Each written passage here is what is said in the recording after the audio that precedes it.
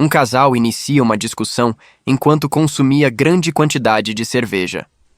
A situação evolui de forma rápida e descontrolada. Durante o conflito, uma faca é sacada. O desfecho ultrapassa o âmbito doméstico e termina no tribunal do júri.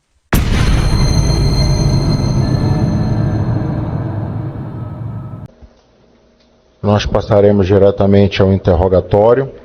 Doutor Alex, o réu vai responder as perguntas que vão ser feitas no interrogatório? Perfeito. Então passaremos aqui ao interrogatório. Preste aqui o resumo de novo, Leila, por favor. Seu Ivanildo, bom dia. O senhor vai ser interrogado agora à sua sessão de julgamento pelo Tribunal do Júri. O senhor não é obrigado a responder as perguntas que vão ser feitas para o senhor. É um direito constitucional permanecer em silêncio, acaso haja interesse. Eventual silêncio não conta em prejuízo para a sua defesa. É um direito seu participar dessa sessão de julgamento acompanhado de um advogado ou defensor público. O doutor Alex Noronha é o defensor público estadual lotado junto a esta unidade judicial e faz a sua defesa na sessão de julgamento. O senhor tem direito a uma entrevista também pessoal e reservada com o doutor Alex. Foi realizada momentos antes do início do interrogatório. Seu Ivanildo, o interrogatório ele é feito em duas partes. Primeiro a gente pergunta sobre questões particulares, pessoais da vida do acusado, como estudo, trabalho, por exemplo. E em seguida aqui a gente faz perguntas voltadas ao processo, ok? Sim. O senhor estudou até que série? Não entendi isso, Paulo. Até que série o senhor estudou? Eu... terceira série. Terceira série do que hoje é o fundamental? É, fundamental. Perfeito.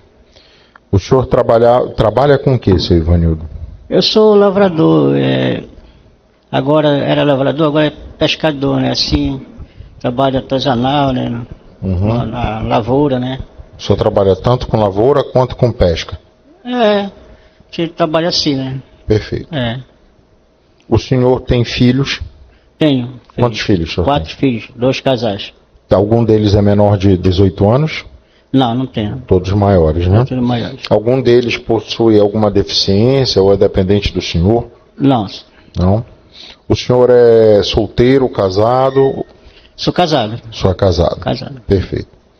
Casado no civil ou apenas... No civil. Civil, perfeito. Seu Ivanildo, o senhor já foi preso alguma vez? Não. O senhor responde a algum processo criminal? Não. O senhor já respondeu a algum processo criminal? Não, ainda não respondi, não.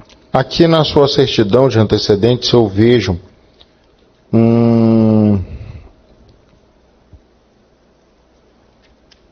processo de execução da pena lá de Limoeiro do Ajuru, Da pena? do ano de 2012. O senhor recorda desse processo? Da pena? Isso. Interdição temporária de direitos. O senhor recorda disso? Direitos. Pelo que consta aqui, o senhor foi condenado lá em Limoeiro do Ajuru. Condenado de Minas Jurou. Não. Condenado. Não recebi nenhuma condenação lá, né? Assim, né? Não sei. Perfeito.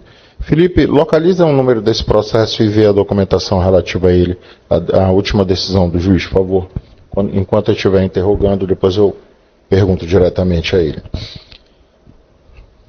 Seu Ivanildo, o senhor sabe, tem consciência de qual é a acusação que é feita contra o senhor nesse processo? Sim. O que consta aqui é que o senhor tentou matar a sua ex-companheira. Não, senhor. Nunca tentei matar ela, não. Conte pra gente o que aconteceu naquele dia, então. Doutor, a gente estava bebendo, né? Eu e ela, né? Aí houve uma discussão, eu com ela, né? E comecei a discutir, ela apareceu com uma faca, né? Ela veio pra cima de mim, aí eu tentei tomar a faca dela, né? E lutemos, eu queria puxar a faca dela, da mão dela, mas não consegui. De repente, ela com a faca se riscou, né? E... O senhor pode me explicar como é que ela se riscou com a faca? Oi? Como é que ela se riscou com a faca? Sim, ela se riscou, Sim, né? Ela se arriscou lá, apareceu. Mas como assim? Ela se automutilou? Não sei, né? Foi porque nós estava eu tentando tomar a faca dela, né? Ah, o senhor quer dizer que em algum momento ela se machucou, mas o senhor não Sim, sabe dizer. entendeu? Aí ela começou a gritar, né? E o filho dela levantou e já começou a me espancar, né? E me jogou da escada e aí começou a me espancar. Foi três, ela, ele, o filho dela, a nora e mais outro amigo dele lá. Começaram a me espancar, né? Aí não teve jeito. Eu não estava com a faca. Que Deus o livre, que Deus me defendeu, né? De repente estava com a faca. Eu, graças a Deus, Deus me livrou, né? De estar com a faca. E ela pegou a faca e entregou. Ela estava com a faca e entregou para a polícia. Quando a polícia chegou comigo lá, eu não estava com a faca. Estava tudo batido, espancado lá. Seu Ivanildo, qual foi a versão que ela apresentou para o delegado de polícia? Foi essa? Foi, doutor, isso aí que ela falou, né? Que nós briguemos com ela porque da faca que eu Na frente do juiz, ela teria dito que vocês brigaram por uma faca? Eu não sei disso aí. O senhor não acompanhou a instrução? O senhor não estava presente na instrução? Não entendi o que você falou. O senhor estava presente na audiência de instrução quando ela foi depor? Não estava lá. Quem fez a sua defesa posterior à audiência não explicou para o senhor o que ela disse? A minha advogada, né? Isso. Sim. Não, ela lhe explicou? Ela me falou, né? Mas eu... E ela lhe falou que aconteceu exatamente o quê? Pô, ela me falou assim, que ela contou isso aí, que nós tínhamos brigado por causa da faca, né? Que eu queria tomar na mão dela, aí não consegui tirar a mão dela, né? Bem, pelo que eu vi da mídia, não sei se o Ministério Público ou a Defesa, eu digo isso, doutor, porque não compete ao juiz no sistema acusatório ser protagonista do momento da produção de prova. Mas eu, por dever de lealdade à toga que eu uso, eu devo ressaltar que há divergência na versão apresentada. Isso as partes poderão fazer o uso oportuno desta circunstância, com a interpretação que reputarem adequadas, mas eu não posso ignorar que existe divergência naquilo que a vítima relata à autoridade policial e ao Poder Judiciário no momento em que foi ouvida, inclusive a outra testemunha. O senhor diz divergência quanto à versão do réu, é isso, doutor? Em relação à luta, isso. Oi?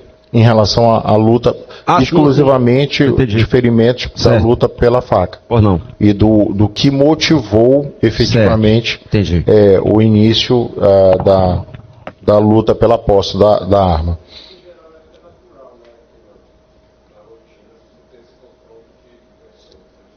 Isso, por isso que eu lhe digo, eu só ressalto e entendo, do meu ponto de vista, em respeito ao sistema acusatório, oxalá todos os exemplos viessem de cima para baixo, né, em relação ao cumprimento do sistema acusatório, mas eu acredito que fica muito claro para quem lê qualquer livro de processo penal, do menos badalado ao mais consistente autor de processo penal no Brasil e fora daqui, que o sistema acusatório inibe o juiz, o magistrado, de ser protagonista na produção da prova. E é isso que se espera, efetivamente. Gostando ou não, o artigo 3º-A do Código de Processo Penal não deixa margem de dúvidas. Nem sempre os órgãos judicantes farão interpretação adequada disso, mas, enfim, existe a divergência.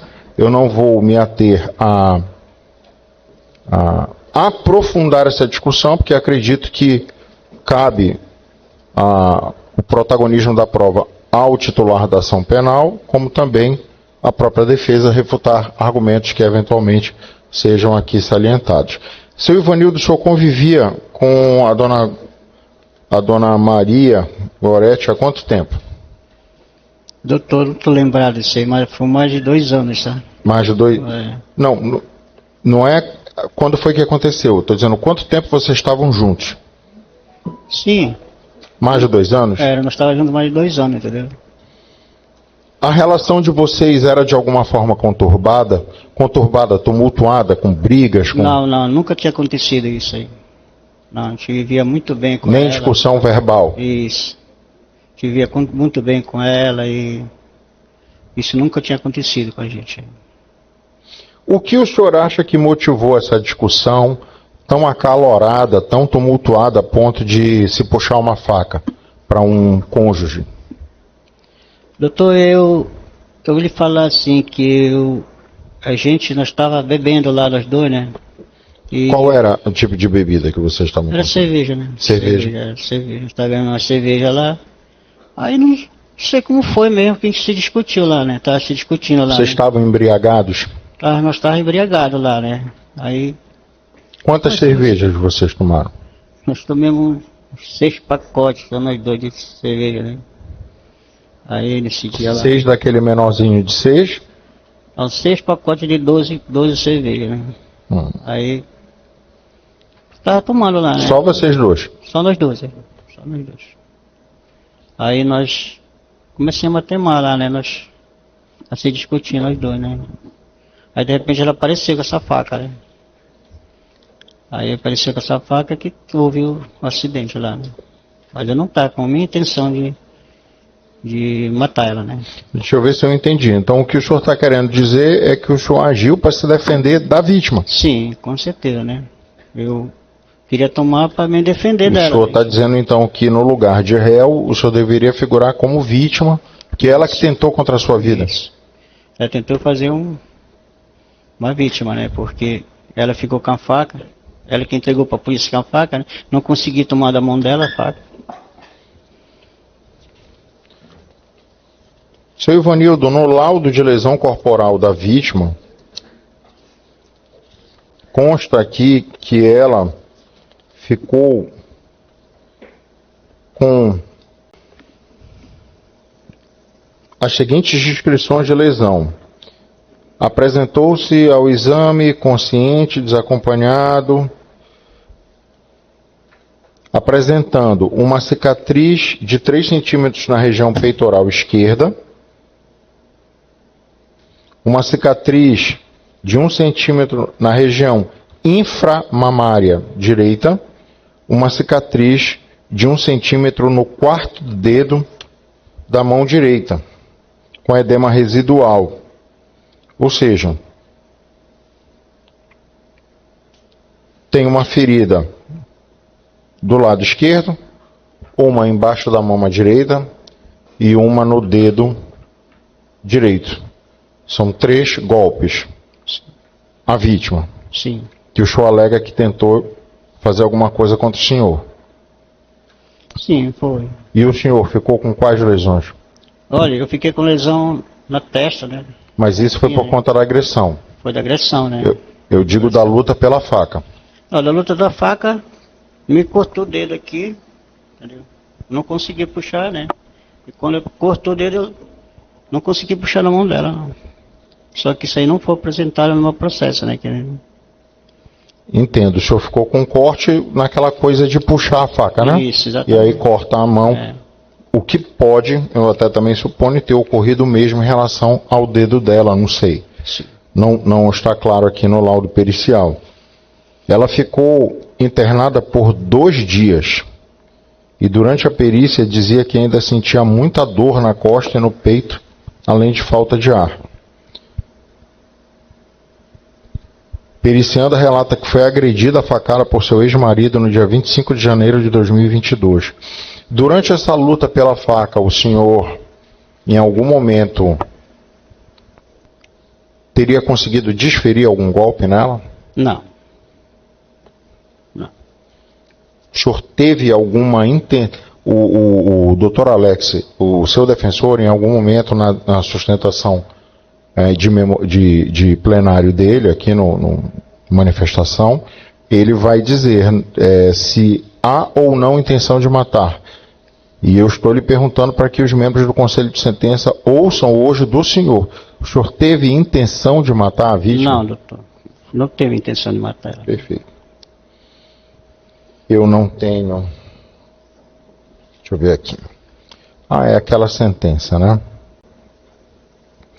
Pelo que consta aqui, seu Ivanildo, na vara de Limoeiro da Juru, aquela que eu falei para o senhor disse que o senhor não lembrava, o que consta aqui é um procedimento de execução da pena. Seu nome é Ivanildo Costa Leal, não é isso? Sim, senhor. Perfeito. Consta aqui condenação pelo crime previsto no artigo 218b do Código Penal, que é o favorecimento da prostituição ou outra forma de exploração sexual de criança ou adolescente ou de vulnerável. O senhor não recorda disso? Não, sim. Perfeito. A sentença de execução da pena é de 21 de dezembro de 2016. Ok?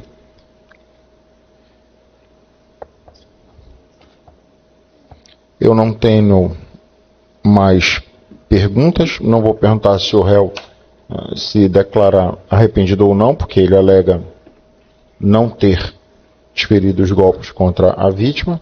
O Ministério Público gostaria de fazer perguntas, doutor. Pode ficar à vontade.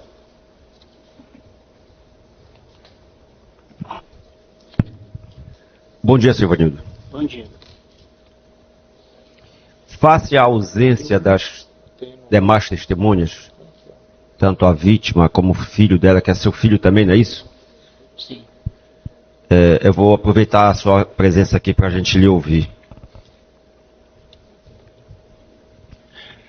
O senhor pode me olhar, não tem problema. Sim. E não se sinta constrangido, não se sinta assim intimidado com a minha voz forte, nada contra o senhor, certo? Isso. Não se sinta assim intimidado, temeroso. Eu estou falando assim que é para poder ter uma qualidade no áudio. Aquele rapaz que está ali, ele não é escrivão mais datilografando, sabe? Ele só está ali manuseando os botões para o computador funcionar, tá? Certo. Então se sinta à vontade. Vamos Obrigado. primeiro, o seu nome completo, por favor. Ivanildo Costa Leal. Silvanildo, figura aqui como vítima Maria Gorete Alves Bentes, certo? Sim. Quem é Maria Gorete Alves Bentes? Sim, minha ex-mulher, né? Sua ex-mulher, certo? Ela é também de Limoeiro do Ajuru? Não. Não. Ela é de Manaus. Manaus? É, Manaus. Certo. O senhor era casado oficialmente, assim, na igreja, no cartório, enfim, ou passou a viver com ela? Como é que foi essa? Não, a gente não foi casada com ela. Passaram a viver juntos? Vivemos juntos, sim. Viveram quanto tempo juntos? Olha, eu não estou lembrado quanto tempo, mas mais um pouco de 2 anos, assim, dois anos. Né? Foi. Dessa união adveio um filho, é isso? Não. Não tiveram nenhum filho? Não tivemos filho com ela. Certo. Quem é Jailton Bentes Oliveira e Elvis da Silva Monteiro, o senhor conhece? O Jailton é filho dela. Ah, sim. É. É filho dela de outro relacionamento, é isso? De outro relacionamento, é. Ah, certo. O senhor conheceu o pai do Jailton? Não. Não. Pode. Ela era separada do Jailton, é isso? Era separada do Jailton. Já separada do marido, que é o pai do Jailton, correto? É, o pai do Jailton. E o Jailton morava com vocês? Morava com nós lá. Certo. Os jovens estão entendendo. Então era um filho de outro relacionamento dela, mas que morava com o senhor e ela, correto? Isso, é. Aí quando vocês passaram a viver juntos, vocês moravam lá em Limoeiro da Juru ou aqui em Belém? Não, aqui em Belém, velho. Aqui em Belém? Belém. O fato aconteceu em 22 de janeiro de 2022. Sim. Na madrugada desse dia, certo? 22 de janeiro de 2022. Nesse dia vocês já estavam separados ou não? Não. Estavam vivendo juntos ainda? Vivendo juntos, é. Ou seja, 22 de janeiro de 2022 vocês estavam vivendo juntos, ainda morando os três. Moravam os três na mesma casa? Sim, os mesmos três. E a nora dele, né? O senhor, ela e o Jailton? Eu, ela e o Jailton e a nora dela ainda estava com ela. Certo. Na mesma casa. Eu vou ler o que disse a denúncia. A denúncia, no caso, é uma petição do promotor. Sim. No caso, acusando o senhor de certas coisas, que é para o senhor, no caso, informar o senhor julgado se procede ou não. O senhor, no caso... O senhor estava em Belém para a realização de exames médicos para... É isso? No dia que aconteceu o fato, o senhor estava acompanhando a próstata, veio em Belém para fazer alguns exames? Sim, ela me levou lá. Oi? Ela me levou para fazer esses exames. Não entendi? Ela me levou para fazer esses exames lá. Ah, ela lhe levou? Foi, lá no pronto-socorro. A Maria Gorete? Eu estava passando mal, né? Aí ela me levou lá no pronto-socorro do Guamá, né? Esse dia lá. Certo. Aí diz a denúncia também que aí vocês voltaram para casa e começaram a ingerir bebida alcoólica, foi isso? Tanto o Sim. senhor como ela. Sim, Aí em determinado momento ela decidiu ir dormir, certo? Aí ela já se espantou com o senhor em cima dela para ter relação sexual, foi quando ela não aceitou e já viu o senhor com uma faca. E o ferimento dela, o ferimento nela, não foi no sentido de querer lhe atingir, mas pelo contrário, ela estava se defendendo. O senhor quer explicar melhor, senhor julgado? O senhor entendeu? não, doutor, nós estávamos bebendo com ela. Sim, certo. Sim, nós estávamos bebendo Certo. com ela. Aí, não sei, nós fomos uma discussão entre nós dois lá, né? E nós estávamos bebendo, sou eu e ela, né? O filho dela lá. E ela surgiu com essa faca. Ela que surgiu com essa faca. E veio pra cima de mim, eu queria tomar a faca dela. Entendeu? Certo. Queria tomar a faca e comecei a lutar um com o outro, queria tomar, sabe? Ela por trás da costa e vinha na minha frente, queria me furar, eu queria tomar a faca dela. Aí não consegui, de repente ela se riscou, né? Da faca. Aí, de lá ela começou a gritar e o filho dela veio pra cima de mim já me batendo, entendeu? Entendi. Aí ela que ficou com a faca, que entregou pra polícia a faca. Mas eu não tinha intenção de matar ela, não. Aí nesse momento o filho dela interferiu, não foi isso?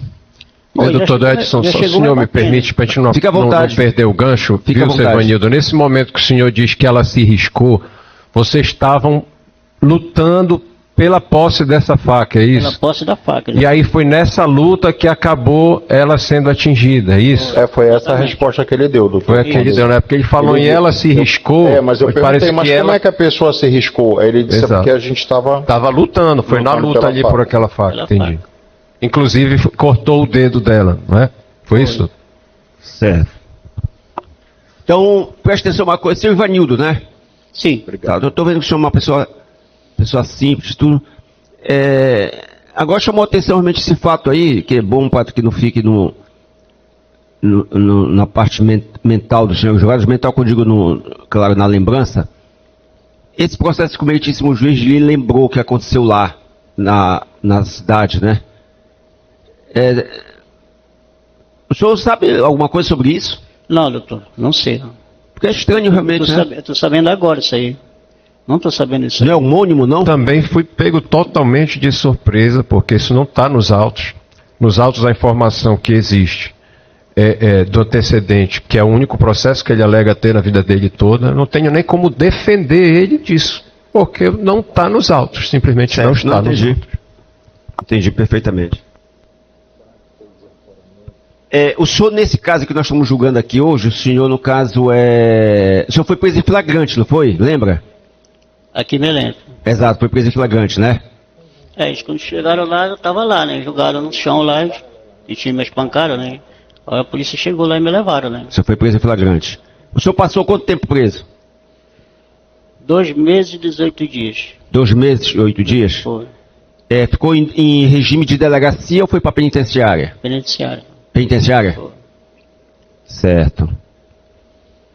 Eu vou fazer uma pergunta, no caso, se for de natureza subjetiva, o senhor fica direito, se o senhor quiser responder, o senhor não responde. Aliás, é um direito seu, até não querer falar é um direito seu, entendeu? Sim. O senhor podia até ficar calado. Mas caso o senhor queira responder, fique à vontade, tá? Qual é a lição que o senhor tira disso aqui? O senhor está arrependido de... Enfim, tudo isso que aconteceu com o senhor. Doutor, sabe, eu não sou de gente, filho de pai, mãe, do bem. Eu me sinto muito arrependido de ter acontecido, entendeu? A gente vivia tão bem, de repente aconteceu isso. Mas, felizmente, ter acontecido, né? Estou muito arrependido mesmo, porque nunca tinha passado por isso. Entendeu? E praticamente aqueles dias que eu passei lá, minha vida, eu saí de lá quase morto. Você foi uma pessoa que morou no interior, foi isso? Pescador? Foi. O senhor sempre morou em Limoeiro, da Sim, Juru? eu sou do Limoeiro da Juru, né? Certo. Eu moro lá no Marituba, agora estou morando no Marituba do Jussara, lá, município do Limoeiro, né? O senhor Lá no município- continua morando lá? Eu estou morando lá. Aí, nesse que aconteceu, ela viveu a vida dela, estou vivendo a minha, né? E então isso ele fala, né? Sem mais perguntas, Silêncio. Pois não, doutor. Doutor Alex Souza, pode ficar à vontade. Obrigado, Excelência. Seu Ivanildo, isso é o julgamento, né? O senhor estudou até que série que o senhor falou? Foi o terceiro ano que ele disse. Terceiro ano primário, né? Agora é o fundamental. Fundamental, né? Fundamental. O senhor chegou a ficar preso quanto tempo por esse processo aqui, o senhor lembra? 2 meses e 18 O dias. senhor respondeu 2 meses e meio, aproximadamente? Foi. Seu Ivanildo, uma hora isso aqui vai acabar, não sei se hoje ou qual vai ser a decisão dos jurados. O dia que isso acabar, qual é o seu propósito de vida? O senhor pretende reencontrar a Gorete? Ou ela já está vivendo a vida dela, o senhor está vivendo a sua, o senhor não tem nem nada emocional que ainda prenda o senhor a ela, porque vocês não tiveram filhos, né? Eu quero saber se ainda existe algo que lhe prenda a ela. Não, doutor. Não, isso não me prende. Não. Eu desejo que Porque, ela- olha, veja bem, ela não teve nenhum problema antes, né? Tipo, Não. como às vezes a gente vê que a pessoa antes tem problema, um relacionamento conturbado que vai e culmina com uma situação ruim dessa. Não foi o caso de vocês. Vocês viveram muito bem todo o tempo antes, é isso? Foi, a gente vivia bem. E hoje eu desejo que ela seja uma mulher feliz também, né? Eu quero Entendi. A diferença de idade de vocês era grande, hein? Quantos anos o senhor tem hoje? 60, eu. Eu tenho 60, né? Ela tá com 40 e alguma coisa, né? Que eu vi aqui no... Ela era uns 12 anos mais nova que o senhor, uns 12, 15 anos, não? Eu lembro, não lembro, né? Não. Só pra gente contextualizar aqui uma coisa que também é reconhecido pela própria Dona Gorete.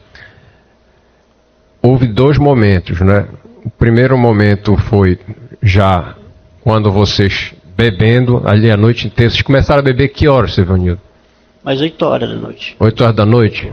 Esse fato foi 5 horas da manhã. Foi. Então vocês ficaram bebendo de 8 da noite até 5 da manhã. Só vocês dois. Só nós dois. Aí teve esse episódio que realmente existe uma divergência. Ela fala que foi de um jeito, ele fala que foi de outro.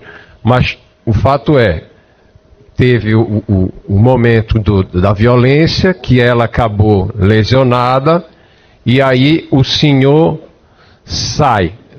O senhor sai, não é isso? Isso, é. No que o senhor sai, o senhor se depara com o filho dela, já noutro ambiente, não é isso? Foi lá e Dentro do mesmo apartamento, mas no outro ambiente, não é isso? foi. Quando eu desci lá, ele desceu atrás de mim. Certo. Nessa hora, é a hora que ele lhe espanca. Tem um laudo que o senhor levou umas porradas dele, né? Foi. Nessa hora o senhor estava com faca na mão, Não, senhor. por isso o senhor não furou ele, não teve como não. se defender dele? Não. Eu não Entendi, tava com a tinha faca, ficado não. a faca lá, Ela que ficou com a faca, ela que entregou pra polícia a faca. que ela inclusive depois entregou, a faca foi Quando a apreendida. polícia chegou comigo lá, estava espancado, jogado lá, mas não estava com a faca. Certo, isso para mim, eu já tenho a minha convicção, depois os jurados vão formar as deles, o promotor, que é quem lhe acusa, vai ter a dele também, o doutor juiz tem a dele. Mas deixa eu lhe dizer, o senhor, É porque ele só ficou 2 meses. naquele momento que o senhor alega que estava lutando pela posse da faca, Isso, o exatamente. senhor podia ter furado ela mais vezes, se o senhor quisesse? Não, O senhor não quis? não tinha intenção de furar ela, de fazer qualquer coisa de maldade, não. Eu só queria tomar a faca para evitar, né, Evitar um mal maior. O senhor foi com o propósito de tomar a faca dela para não acontecer algo pior, que Isso, acabou pior, é. acontecendo algo que não era o esperado, que ninguém queria que tivesse acontecido, mas talvez o pior não tenha acontecido mesmo. Isso.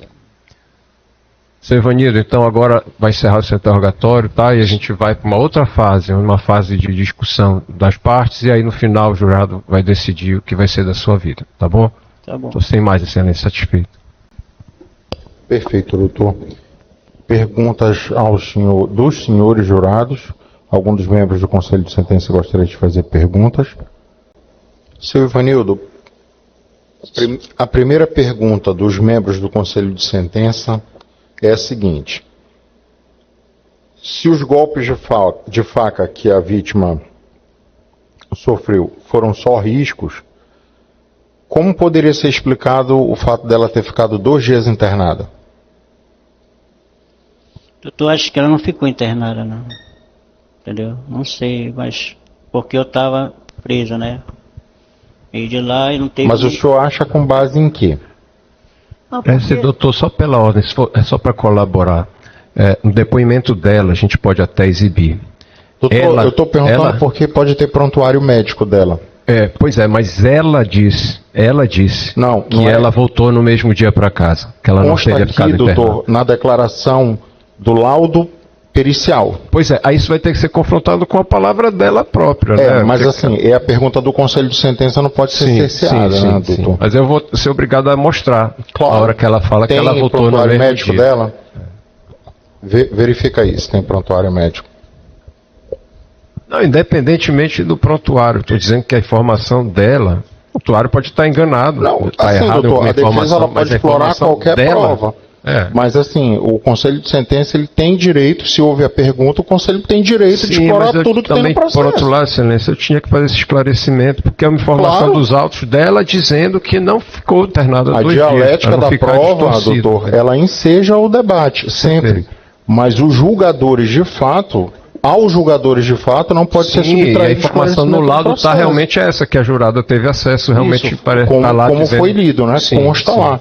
Paciente relata ter ficado 2 dias. Bem, tem o prontuário médico. Aí, se o Ministério Público desejar explorar a prova, fica a cargo do titular da ação penal. Temos aqui também outra pergunta. No momento da luta corporal, por que o senhor não chamou alguém para lhe ajudar? Porque só estavam nós dois, né? Antônio Carlos. Só estavam nós dois lá, né? Mas o senhor não disse que o senhor foi agredido dentro de casa? Então, Oi? o senhor não disse que foi agredido pelo filho dela dentro de casa? Foi pro filho dela, depois que ela... Pois tinham outras pessoas na casa. Foi, ela... A pergunta da jurada é essa, por que o senhor não chamou ajuda? Porque eu tava apavorado, não sabia o que fazia, entendeu? Aí eu fiquei gritando para ela lá, mas sem saber o que fazer, ela gritava mais do que eu. Onde vocês estavam bebendo? Qual foi o local que vocês consumiram a bebida alcoólica? Lá dentro do apartamento dela. Mas exatamente aonde? No local? Qual? Lá na sala. Na sala? Foi. E a discussão com a faca ocorreu aonde? Bom, com a faca, quando eu fui me deitar lá para dentro do quarto dela, né? Aí já ela entrou com a faca lá dentro, né? Aí que lá que saiu a nossa discussão. Explique direitinho de novo. Sim, quando nós entramos lá dentro do quarto, que nós fomos pegar lá fomos pegar lá o colchão para nós ir deitar lá para fora, né?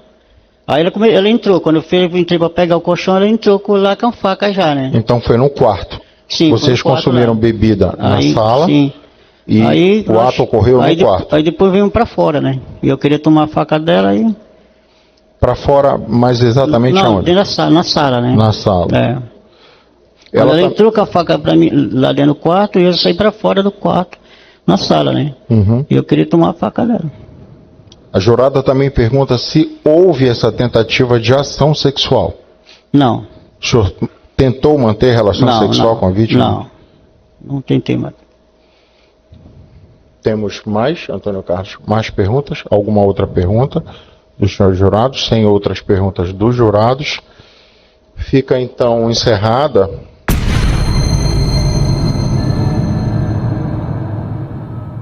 Cumprimentando o Dr. Alex Noronha, defensor público da comarca, nossos cumprimentos. Cumprimentando o corpo técnico da segunda vara do Tribunal do Júri, a quem se sintam todos homenageados na pessoa do Dr. Alberto. Cumprimentando os integrantes, demais integrantes do Poder Judiciário, aqui presentes também, dando assessoria, o oficial e a oficial de justiça. E a plateia aqui integrada por advogados, estagiários de direito e parentes do acusado. Por último, cumprimento os senhores e senhoras juradas, que conforme já exposto em situações pretéritas, deixo de cumprimentá-los citando o nome, mas, por parte deste promotor de justiça, nada contra o nome que os senhores ostentam nos seus documentos, mas apenas para preservar, no caso, as suas identidades.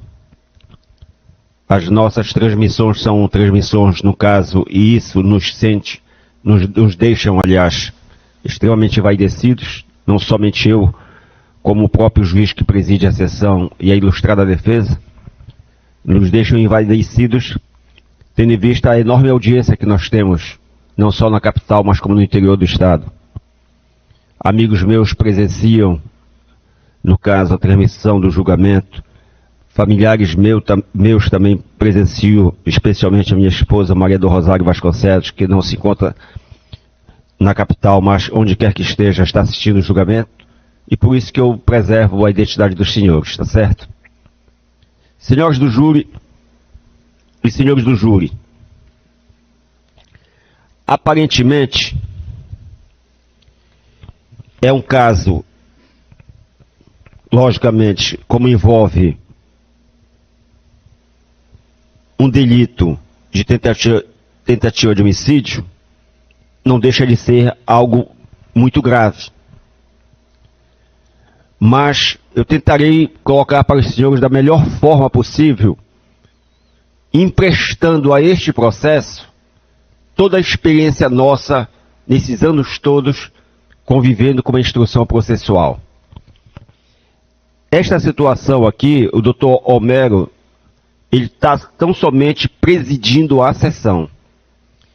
É uma ação penal que tramitou toda ela pela vara específica da violência doméstica e familiar, e concluída, no caso, a instrução processual lá na vara da violência doméstica e familiar, foi trazido até nós para fins de julgamento. Ou seja, o promotor de justiça que denunciou é da vara da violência doméstica e familiar, o juízo também é de lá e chegou até nós tão somente para, no caso, fazermos o julgamento.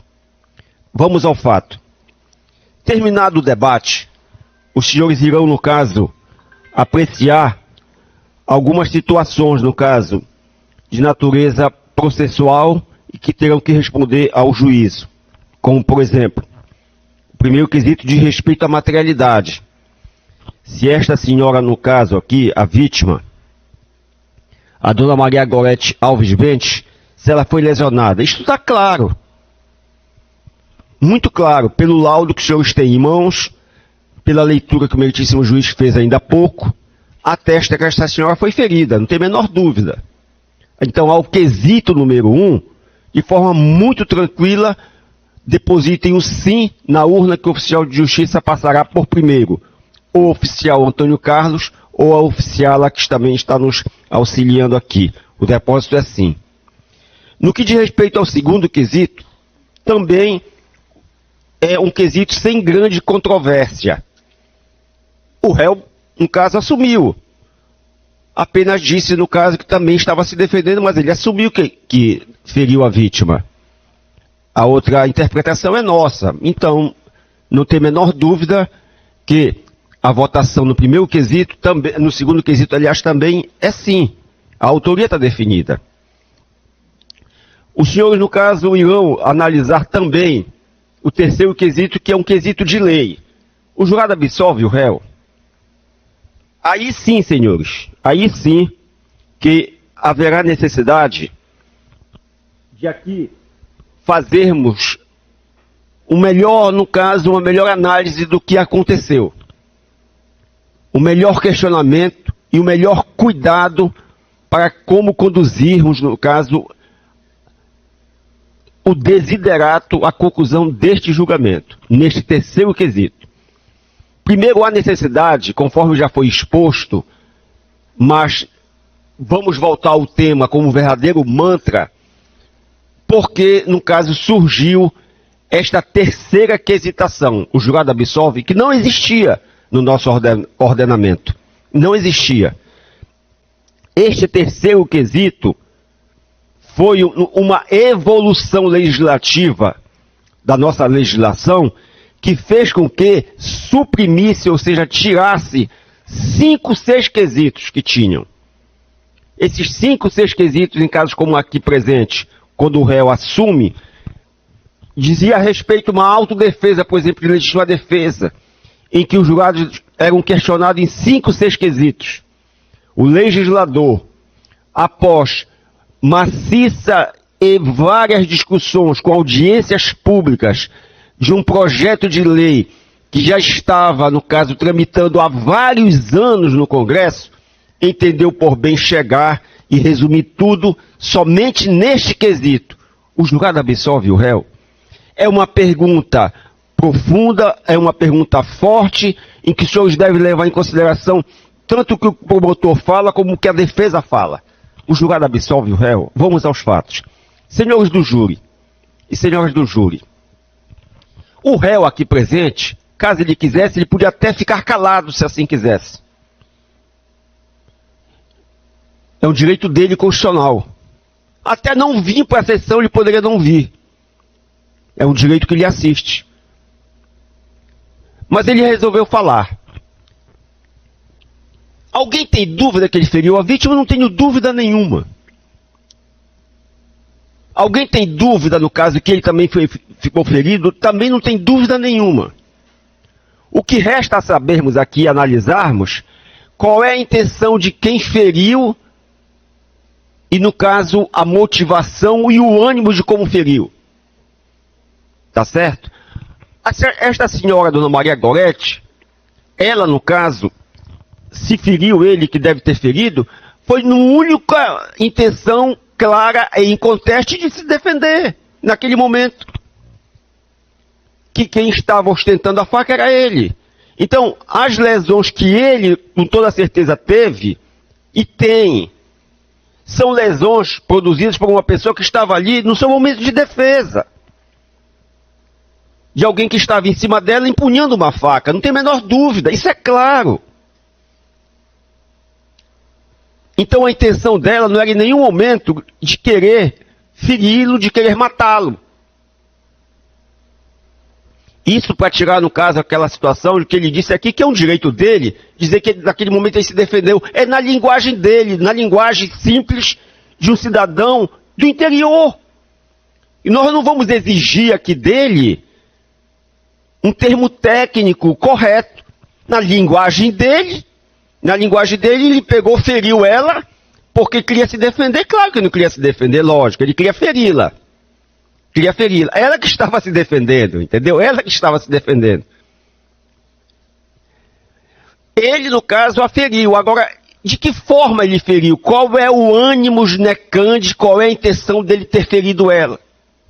Entendeu? Ela tem uma lesão. Não tem a menor dúvida que ela tem uma lesão no corpo. Está aí o laudo. Ela tem uma lesão, em que não sabemos a extensão, porque ela não retornou, exige um complementar, não é isso, doutor Alex? Ela não foi por complementar, mas que foi ferida, foi. No primeiro momento ela foi ferida. Aí o médico legista, ao ser indagado a extensão daquela lesão, se traria deformidade permanente ou outra situação, ele disse, não posso responder no momento porque necessita de exames complementares.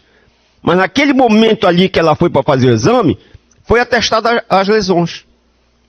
E ele foi denunciado lá na vara da violência doméstica por tentativa de homicídio.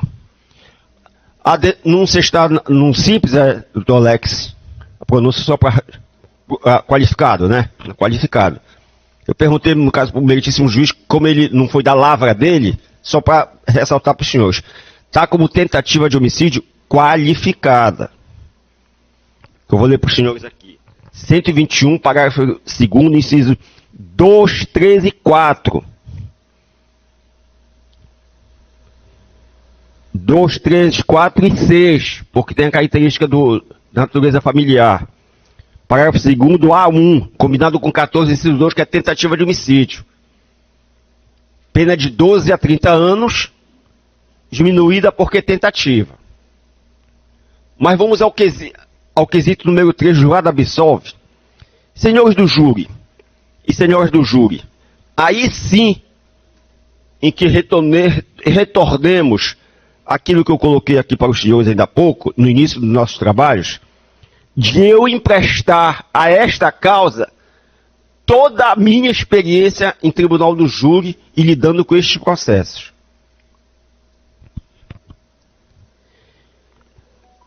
Fato provado neste processo. Tanto ele como ela, naquela madrugada, bebiam. Estavam ingerindo bebida alcoólica. Está aí no depoimento dela, em juízo que ela foi, lá durante a instrução processual na violência doméstica, ela esteve presente, a dona Maria Goretti. Ela só não veio hoje aqui, mas ela esteve presente lá. Que de fato eles bebiam. Isso é fato consumado, isso é fato provado. Isso é fato provado. O que é outro fato provado? Que ela foi lesionada. Isso é fato provado. Devidamente provado que ela foi lesionada. As lesões dele foi, como já expliquei para os senhores, ela que realmente foi surpreendida com ele com a faca, e ela, pegando também na faca, se feriu, foi ferida, mas ela não tinha intenção nenhuma em matá-lo, lógico, tanto que ela não foi denunciada, ela é vítima. Agora, dizer que ele agiu com ânimos necândidos de querer tirar a vida desta senhora e está sujeito a uma pena de 12 a 30 anos, senhores? Será que não é totalmente desmedida essa pena? Não é totalmente desproporcional?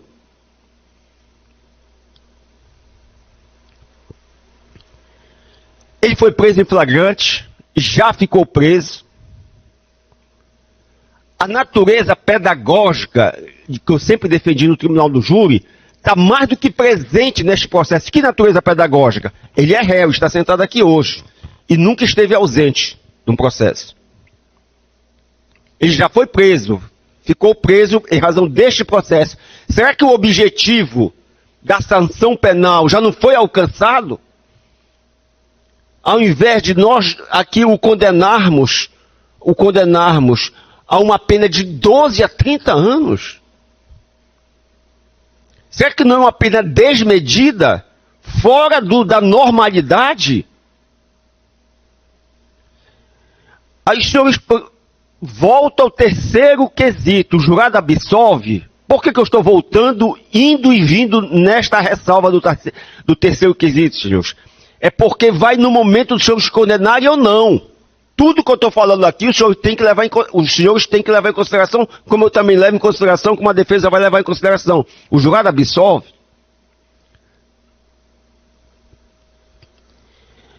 Me chamou muito a atenção, e o meritíssimo juiz não está errado, porque hoje que ele está, no caso, lidando com este processo, só veio para a gente fazer o julgamento. Quando a ele foi indagado, eu tive o cuidado de conversar com os familiares dele também, que estão aí atrás dos senhores na plateia, os familiares dele, se não me engano, irmã,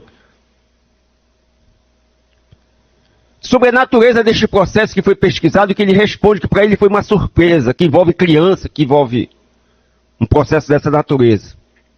Sabe o que me chama a atenção neste particular? Primeiro, o desconhecimento dele, o desconhecimento da família. É o seguinte: quando ele esteve na vara da violência doméstica, ele respondeu preso. Ele estava preso. Ele respondeu todo o processo lá preso. E ao juiz lá da vara da violência doméstica, no final da instrução, foi dito o seguinte: o promotor foi favorável à soltura dele. E o juiz acatou, dizendo o seguinte: terminada a audiência, após, encaminhe-se os autos das partes para alegações finais. Inicialmente ao Ministério Público e posteriormente à defesa, para alegações finais. Mas o juiz também tinha que decidir sobre a liberdade dele. Ao final, conclusos para a sentença. Aí o juiz disse o seguinte: no que diz respeito ao requerimento de liberdade provisória, entendo que não se encontram mais presentes os motivos que levaram à manutenção da prisão preventiva do acusado. razão pela qual defiro o pedido da defesa. Ora, senhores, todos nós sabemos aqui que quem responde a um processo como ele está respondendo hoje, e respondia lá perante a vara da violência, de um crime de natureza violenta contra, no caso, uma mulher, contra a ex-companheira dele, automaticamente, se este crime, eu não estou dizendo que não existe, mas necessita uma melhor pesquisa, de fato existisse, que é contra a criança, violência, o juiz ia liberar? Eu entendo que não. O promotor seria favorável? Eu entendo que não. Então, por que eu estou citando isso para os senhores? Para que não levemos isto em consideração aqui, para fins de condenar ou absolver. Tendo em vista que ficou muito obscuro esta situação, porque foi uma surpresa para ele, uma surpresa para os familiares, enfim, é uma situação que nós não aprofundamos. O juízo lá da instrução processual, que com certeza teve o mesmo acesso que o juízo daqui, também deve ter ficado com as mesmas dúvidas que nós, tanto que o liberou. Porque se ele tivesse respondendo um crime por estelionato, senhores, é um crime de outra natureza, concordam? Ou seja, se ele está respondendo um crime aqui de tentativa de feminicídio, e o juiz pesquisa o antecedente dele e vê que tem um crime de estelionato, dizer, não, isso aqui não impede que ele fique em liberdade, porque estelionato é um crime que não tem natureza nenhuma com tentativa de feminicídio, é outra natureza. Totalmente diferente. Mas o crime que ele, no caso aqui, registra, já em sentença, é um crime também de natureza sexual, de violência contra a criança, enfim, deste mesmo nível, mas que não foi lá também levado em consideração por algum motivo qualquer, tanto que foi liberado. Então eu me sinto na obrigação de colocar isso para os senhores, para que não levemos isto em consideração para fins de condenar ou absolver aqui. Vamos analisar tão somente este momento contra a dona Maria Goretti, entenderam? E este momento contra a dona Maria Goretti, com toda certeza existiu, não tem menor dúvida. Não tem menor dúvida que ela foi agredida. Foi agredida.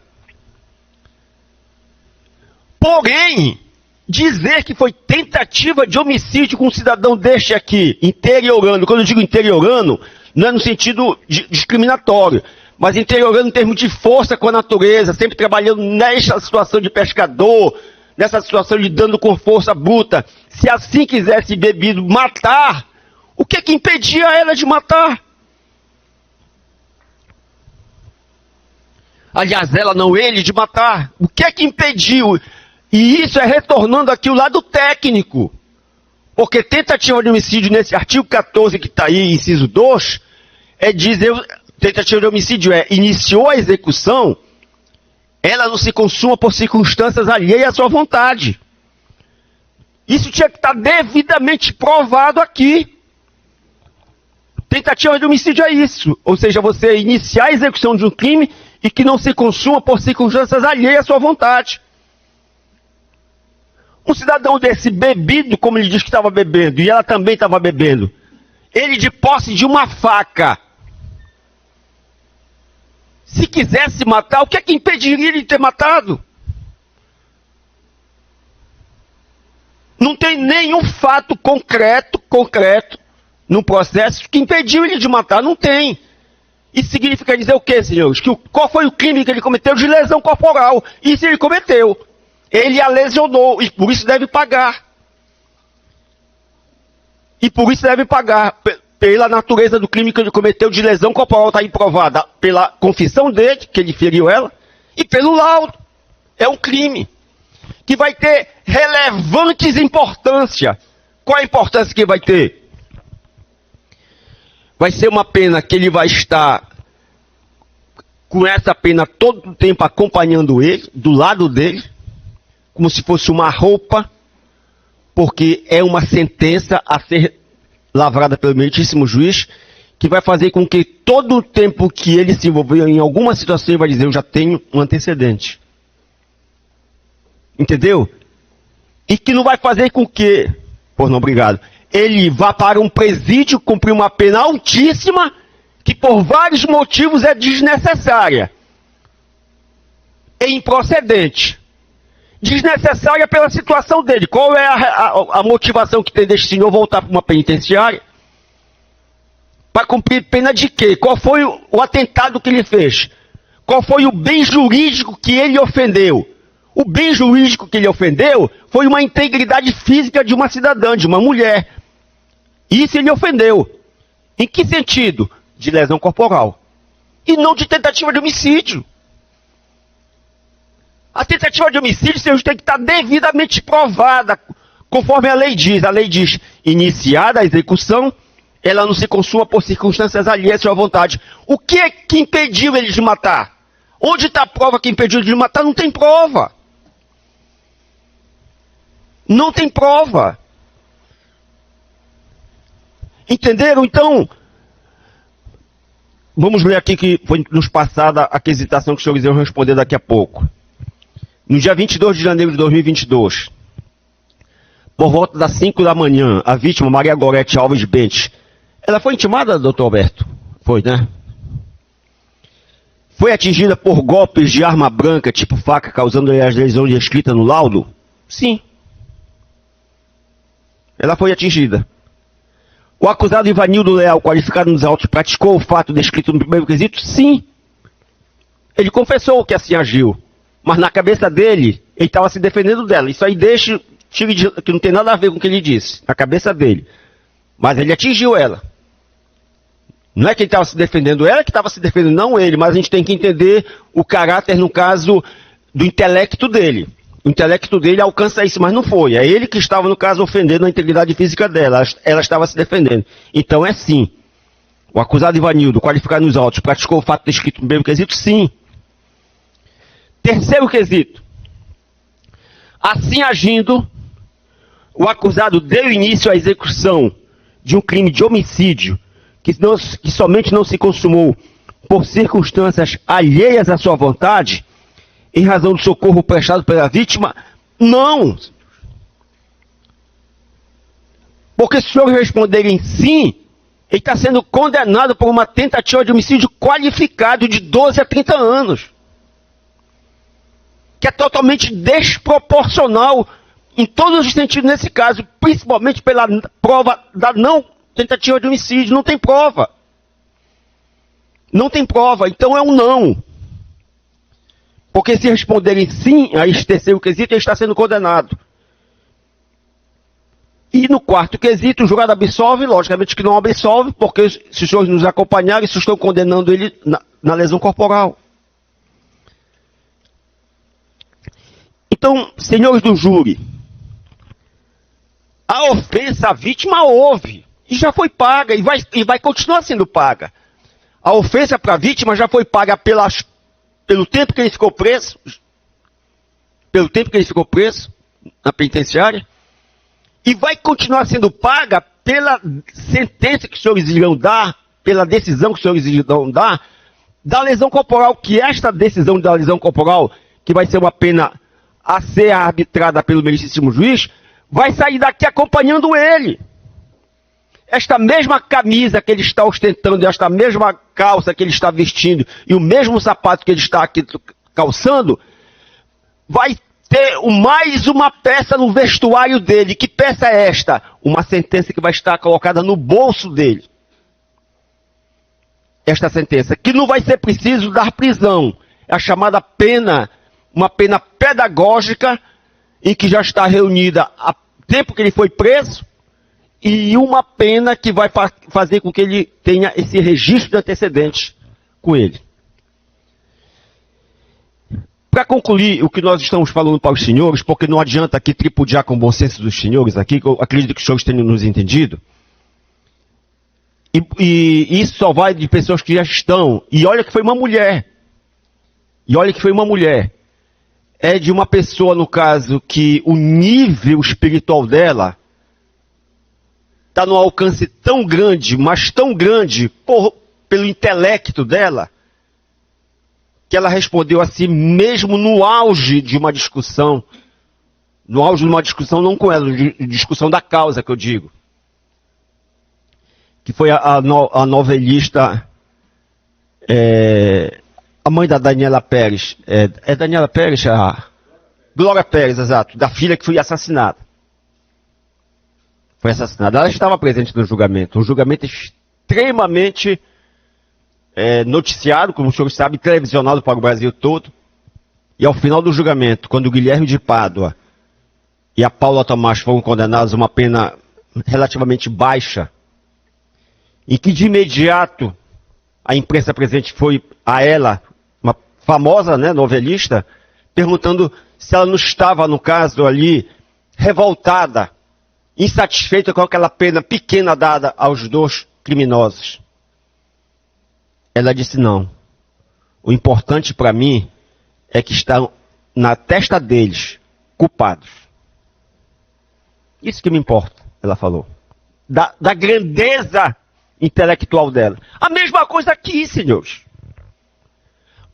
Se os senhores nos acompanharem, e acredito acompanhar a defesa, que vai pedir a desclassificação, porque o doutor Alex, pelo intelecto dele, não vai embarcar nesse tripudiar do bom senso da legítima defesa, que não tem nem cabimento. Que, dentro do intelecto dele, ele põe o senhor aqui, o senhor Ivanildo, de Limoeiro do Ajuru, quem nasce em Limoeiro é limoense, doutor Alberto, é isso? Limoense. Dentro do intelecto dele, ele diz, não, eu Figueira porque me defendendo, é o intelecto dele. E o doutor Alex não vai embarcar pelo intelecto do doutor Alex, intelectualidade dele, claro que não houve legítima defesa. Aí sim seria tripudiar o nosso bom senso, a gente aceita uma legítima defesa, diz que não tem nada a ver. E sim uma lesão corporal. Vai ficar aqui na testa dele, culpado por ter atingido esta senhora. Culpado, mas pela lesão corporal. Desclassificando. Então, para os senhores nos acompanharem, senhores jurados, o meritíssimo juiz vai fazer este quesito, que é o principal, que é o terceiro. O acusado deu início à execução de um crime de homicídio? Não deu início. Ao terceiro quesito, o senhor respondendo não, que ele não deu início, aí obrigatoriamente continua a leitura do quarto, assim, doutor Homero? Classificado.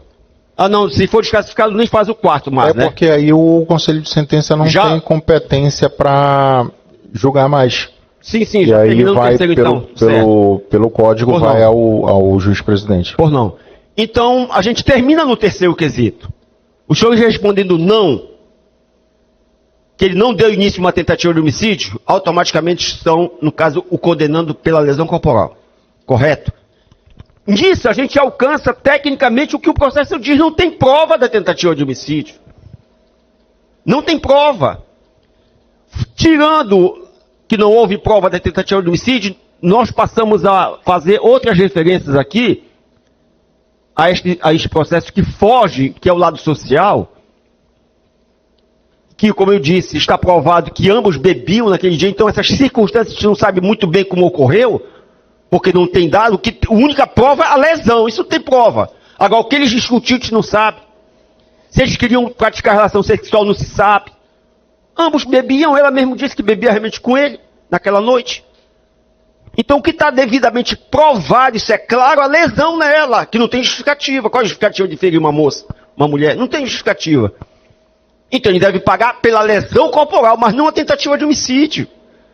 A tentativa de homicídio, no caso desse, é totalmente desarrazoada. Ou seja, desproporcional. É uma pena de 12 a 30 anos. Então, o terceiro quesito, respondam se quiserem nos acompanhar ou não. Esse que é o nosso trabalho, Ivanildo. Espero que você tenha refletido no que fez, tenha tirado proveito dos meses que ficou preso na penitenciária, reflita. Eu não vou aqui me questionar porque esta senhora não veio hoje aqui, embora devidamente intimada, mas é um direito dela também. Fico com o que o processo diz. O senhor está vendo aqui os seus familiares lhe acompanhando, que estão aqui lhe acompanhando, dando apoio. Então, como eu sempre digo, quando naquelas tardes, naquelas noites, quando o senhor vê o crocodilo se apresentando, né, o carabao se apresentando, reflita e veja quem está aqui ir acompanhando, ao invés daquelas outras companhias que estão lá no Carabao, no Crocodilo, e veja quem o acompanha, entendeu? Obrigado, Excelência. O Ministério Público está pedindo aqui a desclassificação. Perfeito, Obrigado. registrado, doutor.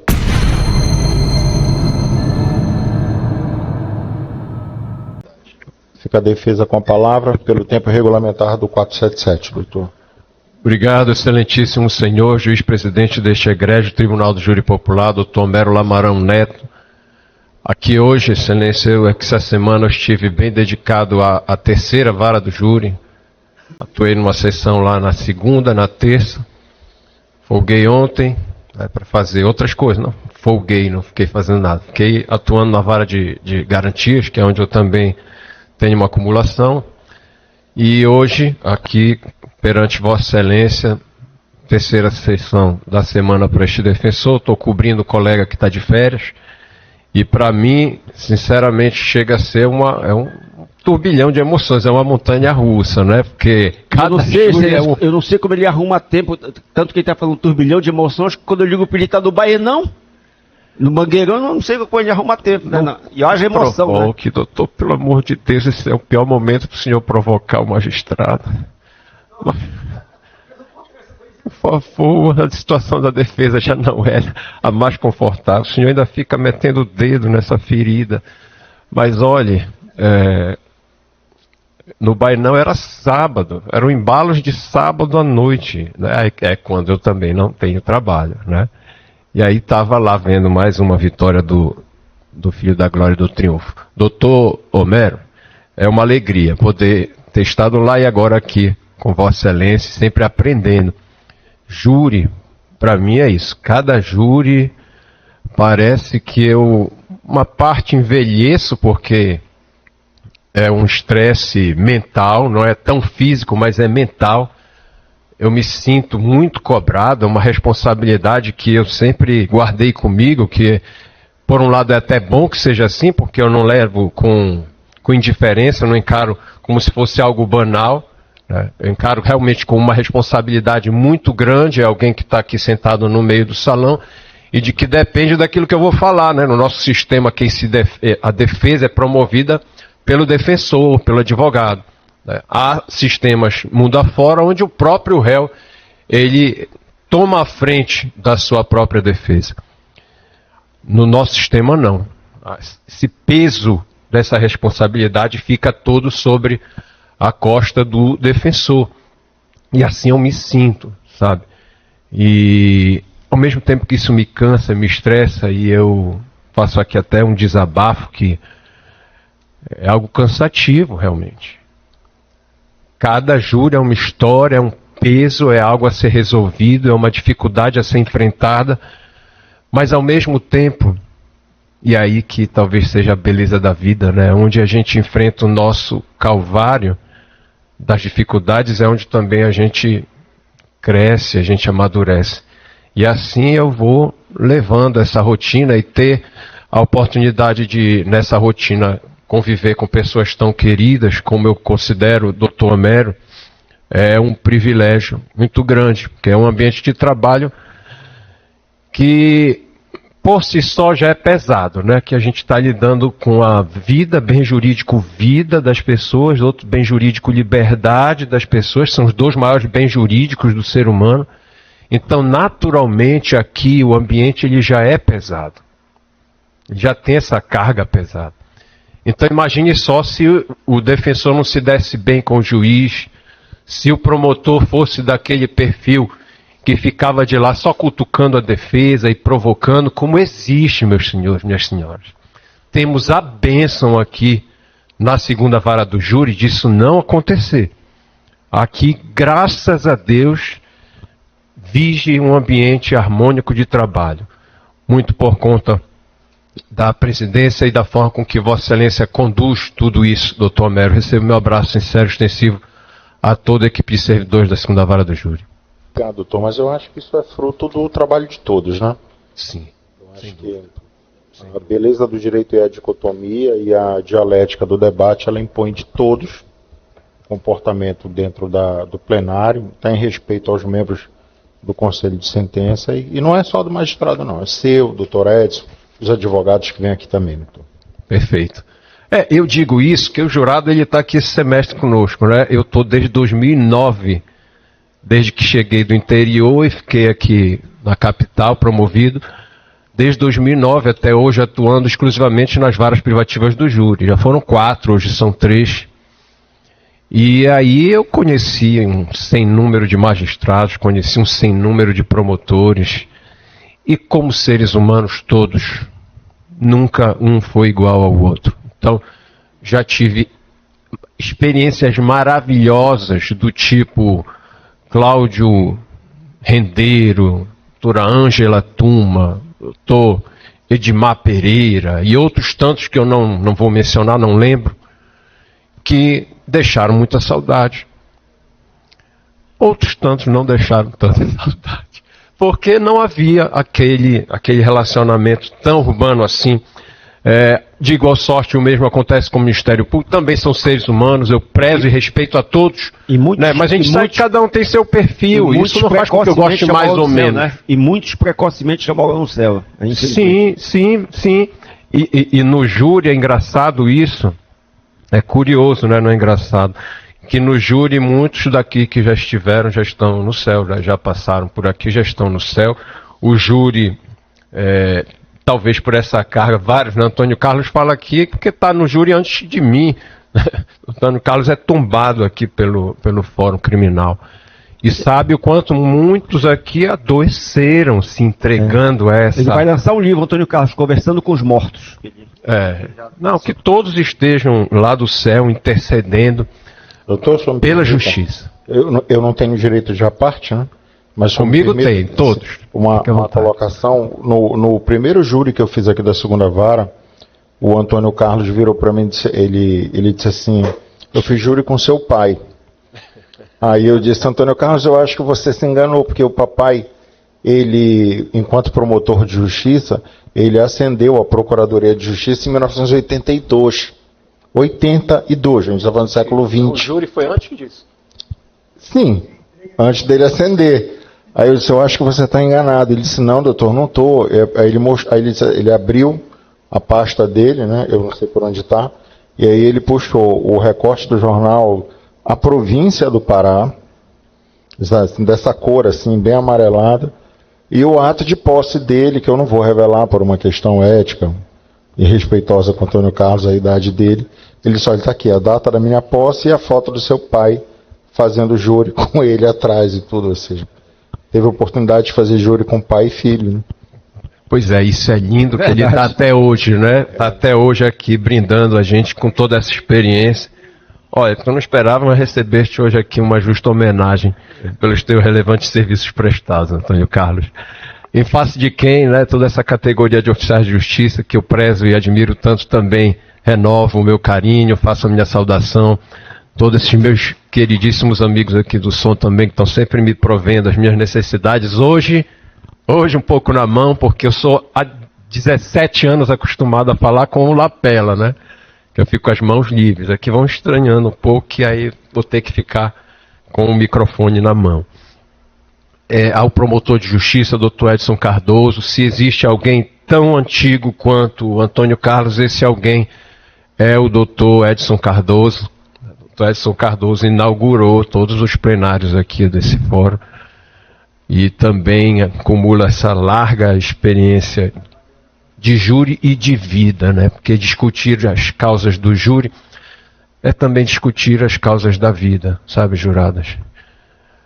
É o julgamento público, que a porta está aberta e entram aqui os parentes, é o cidadão que senta no centro do salão e fala um pouco de si, e a gente numa manhã tem que fazer toda uma análise que leve a um julgamento e proferir uma decisão daqui a pouco, depositando numa urna uma cédula sim ou não, secretamente, e disso depender o deslinde das vidas de muitas pessoas, né?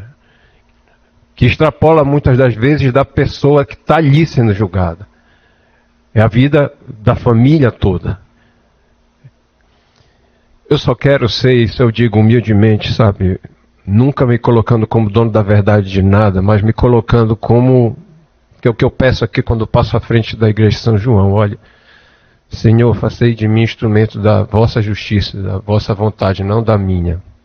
Então eu não quero fazer impor a minha vontade, eu quero apenas trazer para os jurados e juradas as informações daquilo que eu pude extrair do processo e aquilo que no primeiro semestre do curso de Direito tive um professor que ele saiu perguntando para os calouros, né, o que é justiça? Cada um fale.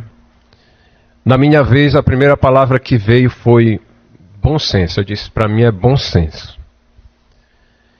E de fato isso me acompanha até hoje. Eu quero ser pelo menos esse instrumento de bom senso. É por isso que muitas das vezes eu não peço a absolvição do réu. Como o membro do Ministério Público tem a liberdade de pedir absolvição de réu no júri, o defensor público, por ser servidor público, tal qual Vossas Excelências, não tem aquela amarra, né, do contrato privado, que uma pessoa habilita um advogado, olha, vai perseguir, eu quero ser absolvido, e vais até a última consequência em busca disso.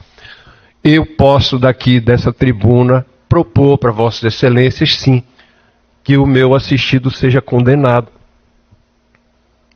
naquele crime que penso ele tenha cometido. E isso não é ilegal, eu posso fazer. E hoje eu o faço, eu o farei. Mas antes, devo lhes contextualizar um pouco do meu raciocínio. Casos de feminicídio, doutor Homero, hoje aqui, mesmo que na forma tentada, costumam ser os casos assim que mais me desafiam. São os mais, por assim dizer, chatos de se defender.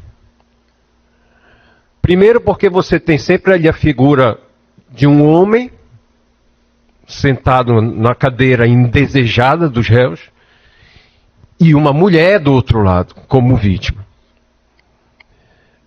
Nessa perspectiva, já é naturalmente mais difícil fazer a defesa, por si só. Para além disso, diletíssimas juradas e jurados, existe hoje, né, no nosso país e provavelmente mundo afora, uma campanha legítima e necessária de enfrentamento à violência contra a mulher.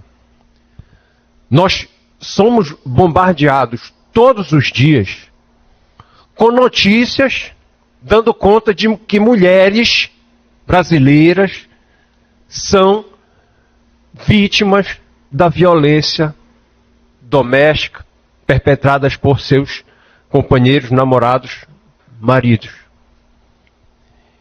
E todos os dias temos mulheres que morrem. Mortas por aqueles que diziam muito amar aquela mulher.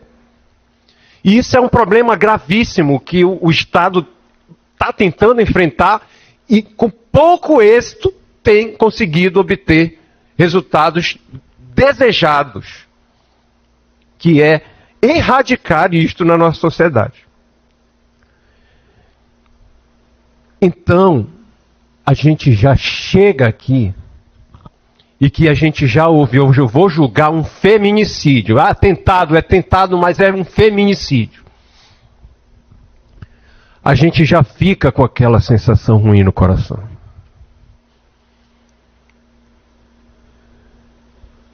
Por outro lado, e aí reside o meu maior desafio, enquanto defensor público, que é justamente trazer para os jurados e para as juradas, que a despeito desse cenário tenebroso que aflige o nosso consciente, o nosso subconsciente, de que todos devemos estar juntos de mãos dadas para combater a violência contra a mulher. Eu não posso me furtar também a obrigação que eu tenho de compreender que cada caso é um caso, que às vezes, muitas vezes, casos que são taxados como aquele feminicídio do homem machista que não aceitava o fim do relacionamento, tem até um bordão, né? Se não ficar comigo, não vai ficar com ninguém, e que ameaça, e que cumpre a sua ameaça. Nem sempre é nesse cenário, jurada. Eu sei que a gente fica daí sentado, eu próprio fico daqui julgando isso, como sendo, será que não estou eu aqui mais uma vez sendo selecionado para ajudar, colaborar para que esse tipo de situação acabe? Só que tem o outro lado da moeda, sim. De que em algumas vezes, não todas, mas em algumas vezes, nós não estamos tratando de um caso como aquele. Nos feminicídios, existe um roteiro, tem um perfil dos vários casos que eu já pude atuar. É o homem que tem problemas emocionais seríssimos, problemas de autoestima, que não sabe aceitar o fim do relacionamento, e que ele tem um ciúme excessivo, ele tem um sentimento de posse, que ele não consegue ver a sua mulher indo para o trabalho, não consegue ver a sua mulher ter uma amizade com alguém, que isso já faz com que ele flerte com um sentimento de perda e de traição, que chega a ser cultural, infelizmente, e muitos homens herdaram isso. E um machismo muito forte. Homens que agridem, batem e cometem violência física e moral e patrimonial e emocional e psicológica contra suas companheiras. E que gradualmente isso vai evoluindo, evoluindo, evoluindo até um mal ainda maior. A mulher procura a polícia, busca medidas protetivas, a Lei Maria da Penha, que foi concebida para essa finalidade. O Estado, que não consegue ser um segurador universal, ele promove as medidas protetivas, ele coloca aquilo ali, oportuniza aquilo para a mulher, e na maioria das vezes a mulher não consegue, mesmo assim a mulher ainda acaba sofrendo. Quantas mulheres, tendo medida protetiva vigente, morreram ainda assim pelas mãos de seus companheiros? Que já vinham na delegacia fazer registro de ocorrência, dizendo e gritando, olha, está aqui, olha, eu estou passando por isso, me ajude. E não se conseguia evitar o pior. Há outros tantos casos, meus senhores, minhas senhoras, que o roteiro é totalmente diferente. Eu, antes de mais nada, quero lhes mostrar, Leila, não há nenhum registro da Gorete, da dona Gorete, que eu queria tivesse vindo hoje aqui, ela não veio, ela estava intimada, eu jurava que ela fosse estar aqui. Eu tinha muitas perguntas para fazer para ela. Mas não há nenhum registro dela, de uma ocorrência ou de algo anterior, que ela pudesse estar trazendo para nós uma informação de que o seu Ivanildo, esse senhor, ele fosse um agressor contumaz. Alguém já voltado para isso, com um histórico de vida nesse sentido. Não há nenhum registro dando conta disso. Inclusive, no depoimento dela, isso foi perguntado para ela, ela disse, não, nunca fiz. Porque o relacionamento era um relacionamento feliz. Alberto, puderes colocar o ID aí. A dona Gorete, ela era muito ativa nas redes sociais dela. E por conta disso, algumas coisas foram juntadas aos autos. E para mim pareceu assim, muito claro aquilo que ele disse e que se apurou nos autos. Que a vida deles era uma vida harmônica. Normal, não era esse histórico que a gente está acostumado a ver nesses perfis de relacionamentos abusivos, de homens que, de fato, têm todo um retrospecto de abusos contra a sua companheira. Ivanildo e Gorete tinham uma vida normal, feliz. A despeito da diferença de idade, 12, 13, 14 anos de diferença entre eles, mas eles eram um casal feliz, que se dava muito bem. E sempre se deu. E que, infelizmente, teve, nesse dia, um fato absolutamente fora da curva, isolado na vida deles. Pelo ID não fica mais fácil? Pelo ID? Tá aí, passou. Logo ali embaixo. Aqui é o seu Ivanildo com a dona Gorete, numa postagem dela. Poucos dias antes desse fato. Desse fato que nós estamos hoje aqui julgando.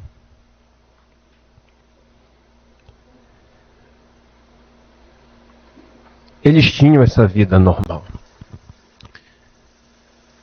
Até que um dia eles começam a beber e bebem juntos. A dona Gorete confirmou isso no depoimento dela, que ela também estava ingerindo bebida alcoólica. Às 8 horas da noite até às 5 horas da manhã. Bebendo cerveja. E por alguma desavença havida entre eles, e aí eu não sou dono da verdade, eu coloco tudo com transparência para as juradas e para os jurados. Não se conseguiu chegar à conclusão de qual foi a desavença que eles tiveram. Qual foi o motivo da desavença deles. O que se sabe é que teve um momento que eles se desentenderam. Né? Não vou dizer que foi influenciados pela bebida. Mas eles que até então não tinham nenhum problema, possuíram essa desavença naquele bendito dia. Ela diz que ele pegou a faca. É isso que o doutor Homero também levantou de lá. Não, mas espera aí, divergências aqui, o senhor está falando diferente do que ela falou. Para mim isso é até normal no processo, muitas das vezes é isso que acontece. A gente está trabalhando aqui com perspectivas, com versões, às vezes se confirma de um lado, ora do outro, mas isso para mim é o contraditório da dialética do processo. Um vai falar uma coisa, outro vai falar outra. Aí nós ficamos aqui para julgar, tentando, né, fazer um juízo de valor dentro do raciocínio lógico. Mas ela diz que ele pegou uma faca, ele fala que ela é que se muniu de uma faca, mas o fato é, minhas senhoras, meus senhores, que independentemente de quem pegou esta bendita faca, nessa hora eles se atracaram. Passaram a lutar pela posse desta faca. E foi exatamente nessa hora, lutando pela posse de uma faca, um instrumento cortante, que ela acabou sendo lesionada. Queria ter uma imagem exata desse momento que eles estavam lá nessa refrega corporal e que ela acabou sendo lesionada. Mas não temos. Temos a palavra dele, a palavra dela. Mas independentemente da palavra dele ou da palavra dela, minhas senhoras, meus senhores, o que eu quero lhes dizer é que numa luta pela posse de uma faca, e eu acredito nessa possibilidade sim, viu, juradas? Eu acredito sim. Porque estivesse ele munido dessa faca com o propósito de matar, de certo é que ele teria produzido uma lesão muito mais grave do que aquela que o laudo diz que ele produziu. O laudo que Vossas Excelências têm em mãos é que aponta que foi uma lesão pérfuro cortante, verdade? Quando ele falou um corte, é porque o leigo olhando e viu aqui um ferimento. Mas ela foi pérfuro cortante de 3 centímetros. Foi a pontinha da faca que causou, segundo ela disse no depoimento dela, uma sutura que ela levou 3 pontos. E com 3 pontos foi feita a sutura. E ela mesma confirma, né? E aqui é aquela coisa do disse-me disse, né? No IML, ela teria relatado para o perito que ficara internada 2 dias. Eu posso pedir para lhes mostrar quando ela diz, no depoimento dela em juízo, Roberto, a gente pode depois mostrar, é no final do depoimento, que ela confirma, vai deixar engatilhar, mas eu vou querer outras coisas antes disso, tá, Alberto, por favor. Que ela diz que foi na UPA, fez a sutura e voltou para casa. Aliás, não vamos longe, tenho, além da palavra dela, tenho um documento nos autos, está aqui, eu separei. 134. Vou pedir para tu botares aí, Alberto, por favor. É o vídeo? Não, é isso aqui, olha. Comprova o atendimento da vítima realizado na UPA do Cordeiro de Farias, após a mesma foi liberada. Tipo de documento, documento de comprovação, descrição do documento. Comprova o atendimento da vítima realizado na UPA do Cordeiro de Farias, após a mesma fora liberada. Data da assinatura. Só que é um vídeo. Pois é, justamente, é um vídeo que não pôde ser anexado. Aí ficou consignado em forma de redação. Está aqui. É o comprovante, descrição do documento. Comprova o atendimento à vítima realizado na UPA do Cordeiro de Farias, após a mesma fora liberada. Data 11/1/2/2002. Por motivo técnico, esse documento não pode ser adicionado à compilação selecionada pelo usuário. Todavia, seu conteúdo pode ser acessado na página Detalhes do processo, na aba Processo, agrupador Documentos. Isso aqui comprova que ela voltou no mesmo dia, ela fez a sutura. Tanto é que no laudo de exame de corpo de delito, consta lá que ela não correu risco de morte, porque dessa lesão não houve nenhuma lesão ao órgão interno. Tanto é, minhas senhoras, meus senhores, coloca o ID aí, Alberto, por gentileza. É esse? É uma foto da dona Gorete. É esse aí. Tá, essa daí. Obrigado, Alberto. Isso aqui é no dia seguinte, a dona Gorete. É no dia seguinte, ela postava na sua rede social, no status do WhatsApp. É ela, já com curativo aqui. No dia seguinte, muito bem.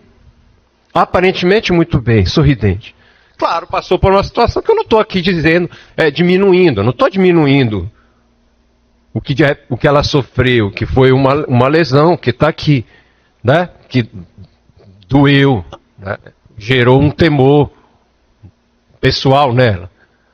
Mas o que eu quero dizer é que não querendo diminuir, pelo amor de Deus, a dor, né, do ser humano, não é só da mulher, mas do ser humano, não é isso. O que eu quero trazer para Vossas Excelências, e aqui compartilhando com os senhores e com as senhoras, que o meu pedido é de condenação, mas pelo crime que esse cidadão cometeu, tal como o acusador assim propôs, doutor Edson propôs, por uma razão muito simples. Quando se fala em tentativa de homicídio, 3 são os requisitos para que esse crime se suceda, né, segundo a lei. Primeiro requisito é o início da execução do crime. O que é o início da execução de um crime? É uma lesão qualquer perpetrada. Temos o início da execução de um homicídio? Em tese até temos, né, um ferimento, uma ofensa à integridade física. Mas precisa necessariamente haver outros 2 requisitos. A falta de só um deles já cai a tentativa. O segundo requisito é a não consumação daquele feminicídio, daquele crime, por uma circunstância alheia à vontade do sujeito. Então é alguém que quer matar, é alguém que dá início ao homicídio, dando um tiro, dando uma facada, ministrando um veneno. Só que aí se sucede uma circunstância que não tem nada a ver com a vontade do agente criminoso, que impede com que o resultado da morte aconteça. É um atendimento médico urgente, é a polícia que chega na hora, quando o cidadão ia dar a segunda facada mortal na vítima, chega a polícia e prende ele. Ou chega alguém e segura aquele criminoso para que ele não prossiga na execução e não chegue ao seu intento maior, ao seu intento final. Isso é uma circunstância alheia. Na tentativa, a pessoa, ela quer matar, mas ela não pode, porque algo acontece. Algo estranho à sua vontade acontece. Nos casos de não tentativa, a pessoa ela pode, porque nada a está impedindo, no entanto ela não quer. Ela para, por vontade própria. Como de fato, ainda que na perspectiva de que fosse ele com uma faca na maldade para furar a dona Gorete, se ele produziu essa única lesão superficial e não fez outra, não perpetuou outra, nós temos aí em tese, não é sem uma bola de cristal, mas temos aí em tese alguém que o comportamento sugere a ideia, o comportamento dele é compatível com o comportamento de alguém que não queria matar. Porque alguém que quisesse matar teria ido além, teria feito muito mais. E isso não acontece. E aí é quando nós temos o terceiro e último requisito, que é fundamental para a gente falar em tentativa de homicídio. Qual seja? O dolo de crime consumado. O dolo de crime consumado é a intenção de conseguir aquele resultado morte, o maior de todos. E aí que nós temos um sem número de circunstâncias, né? Já que a gente não está na mente das pessoas, não posso invadir a mente dele para extrair exatamente o que ele pensou naquele dia, para dizer aqui, né, taxativamente se ele quis matar ou não. A gente chega a essa conclusão por algumas informações do processo, que sugerem isso. Exemplo, ele não vinha ameaçando, ele nunca tinha prometido ela de morte. Ao contrário, as imagens revelavam o contrário, que eles viviam em harmonia, felizes. Ela divulgando o bom relacionamento deles nas suas redes sociais. Mais ainda, as circunstâncias do fato por si só assim recomendam. Aqui mesmo, quem já não... Talvez o jurado já tenha se deparado com uma situação dessa, né? O sujeito ativo do crime que senta aqui e que descarregou todo um tambor de uma arma de fogo na vítima. E a vítima levou tiro no peito, na cabeça, na perna, em tudo que é canto, e não morreu. E não morreu. Foi para o hospital, recebeu atendimento providencial, não morreu. Não morreu. Tentativa. Porque o sujeito fez tudo o que ele podia para alcançar aquele resultado. Ou seja, o seu comportamento evidencia que a intenção dele era de matar, era de alcançar o resultado morte. Aqui não. Por a gente não estar tratando de alguém com essa conduta reiterada, alguém contumaz, que acontece de sentarem aqui pessoas que estão sendo acusadas de tentativa de homicídio, tu vais olhar na história de vida da pessoa, ela tem outra tentativa de homicídio, ela já respondeu por homicídio noutra vara, já tem um histórico. Ameaçava as pessoas e era alguém que você pode chegar à conclusão que o elemento subjetivo dela para aquele caso era o de matar. No caso do seu Ivanildo, sinto muito, mas passamos longe disso. Mas muito longe disso. E tudo isso que eu estou vos dizendo, meus senhores e minhas senhoras, é exatamente o teor da pergunta que lhes será feita. É exatamente o teor da pergunta que lhes será feita. Os quesitos. Primeiro quesito, materialidade. A dona Maria Gorete sofreu os golpes de arma branca, tipo faca. E só um detalhe, no laudo que Vossas Excelências têm em mãos, a lesão principal foi essa daqui que ficou com curativo, tá? Que dá para ver aqui. A outra lesão que aparece como cicatriz embaixo da região mamária, não é desse fato, ela é anterior. Ela é anterior.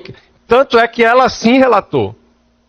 Quando ela fez o exame de corpo de delito, essa embaixo do seio, não foi nessa ocasião. O que foi nessa ocasião foi a do dedo. Foi a lesão do dedo. E essa lesão do dedo, para mim, ela até reforça a ideia de que eles lutaram pela posse da faca. E que foi justamente nessa luta pela posse da faca que ela cortou o dedo. Por isso que ele veio com essa história de que ela que se cortou, ela que se feriu. Não, na ignorância dele, dessa pessoa muito simples, humilde, um matuto sem estudo nenhum, ele falou para mim, que eu me irritei naquela hora, porque ele falou para mim, doutor, porque acabou que ela que se riscou. Para com isso. Fica feio a gente dizer que a pessoa que pegou a faca e se furou, não. Fica parecendo que tu queres insinuar isso. Não, mas o que de fato aconteceu foi que eles estavam lutando pela posse dessa faca. E uma faca com duas pessoas tentando uma tomar da outra é um perigo. É um perigo, alguém vai se cortar. É com fogo, não se brinca com fogo, não se brinca com faca. E aí nessa luta, né, de duas pessoas embriagadas pela posse de uma faca, essa furada nela, superficial, diz o laudo superficial, tanto é que aí diz que ela não correu risco de morte, não atingiu nenhum órgão, gerou um corte que ela suturou com 3 pontos, voltou para casa no mesmo dia, no dia seguinte fez essa postagem para as pessoas saberem que ela estava bem. E aí é que nós passamos muito longe, volto a lhes dizer, de uma tentativa de homicídio, como disse o doutor, de 12 a 30 anos. Para condenar esse senhor, que eu nem ia trazer essa informação, sabe, porque parece que a gente está apelando para alguma coisa, mas ele está com câncer. Ele estava aqui em Belém fazendo tratamento, está aí nos autos, um problema sério que ele está na próstata.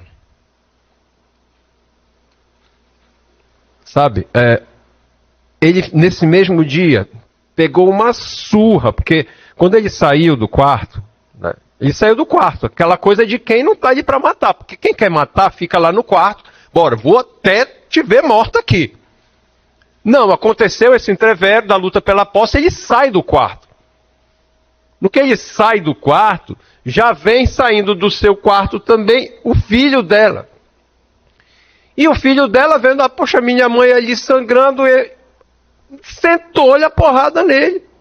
Eu acho que eu, no lugar dele, teria feito o mesmo.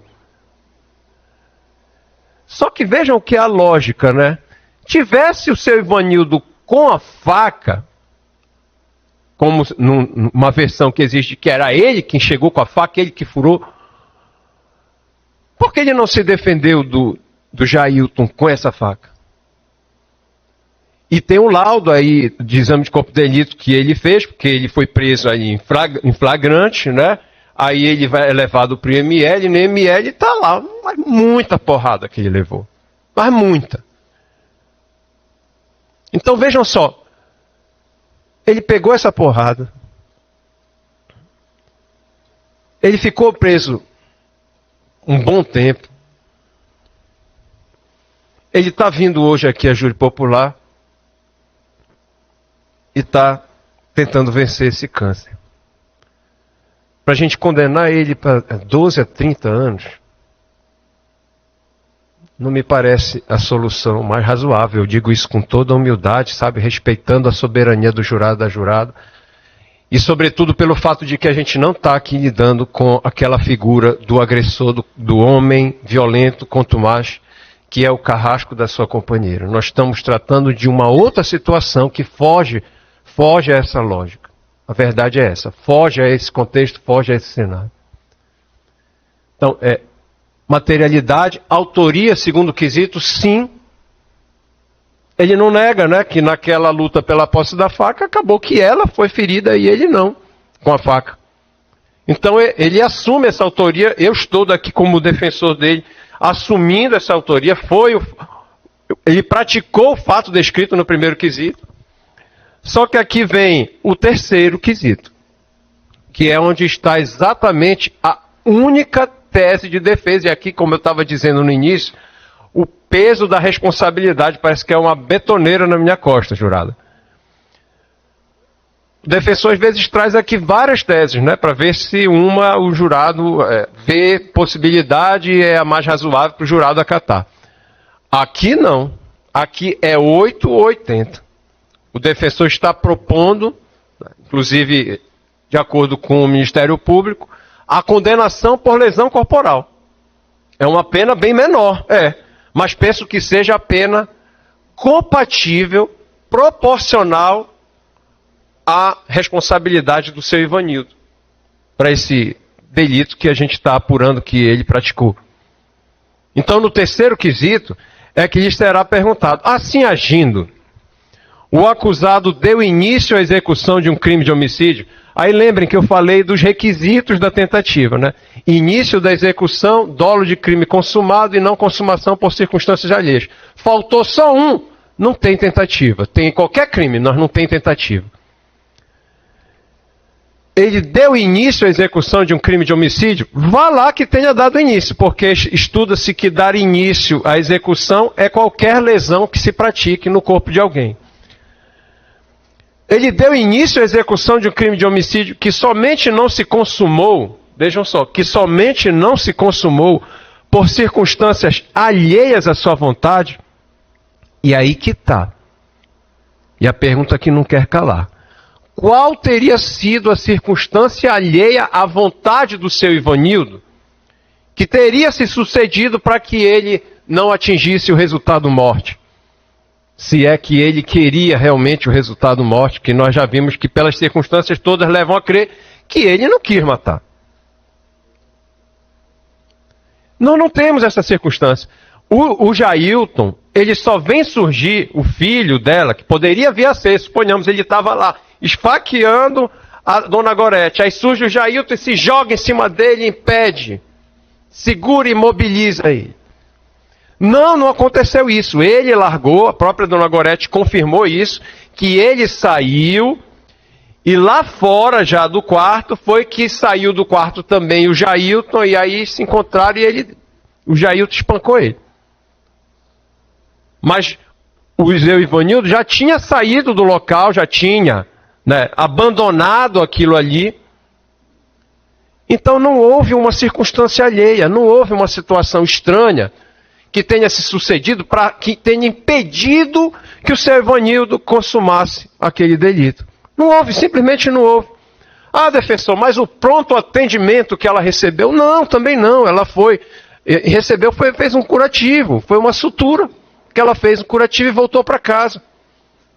Ah, mas lá no IML ela falou que passou 2 dias. Não sei, jurado, ela falou que passou 2 dias, mas não sei, foi algum mal entendido, ou ali estava com raiva e quis ali aumentar, ou a pessoa entendeu errado. Não tem nenhum prontuário dizendo isso, que ela passou 2 dias.